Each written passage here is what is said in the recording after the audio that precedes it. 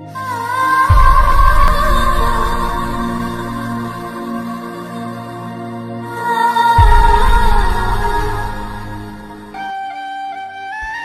ভুলের কারণে নয়, একটু ভুল বোঝাবুঝির কারণে মানুষ তার প্রিয়জনকে হারায়।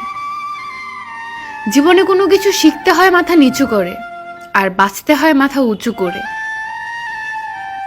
ভালোবাসার মানুষটির অবহেলাই কারোর জীবন ধ্বংস করার জন্য যথেষ্ট।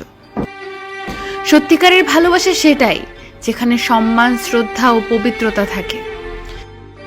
নিজের বাড়ি ভালো হোক কিংবা খারাপ হোক, নিজের বাড়ির মতো শান্তি কোনো রাজপ্রাসাদেও পাওয়া যায় না। তুমি নেই বলে শহরের এত মানুষের ভিড়ে নিজেকে খুব একা মনে হয়। হারানোর ভয় তো সেই বেশি পায় যে সত্যিকারের ভালোবাসে। আগের মতো সবকিছুই আছে, আমিও আছি, তুমিও আছো, কিন্তু নেই সেই আগের মতো ভালোবাসা।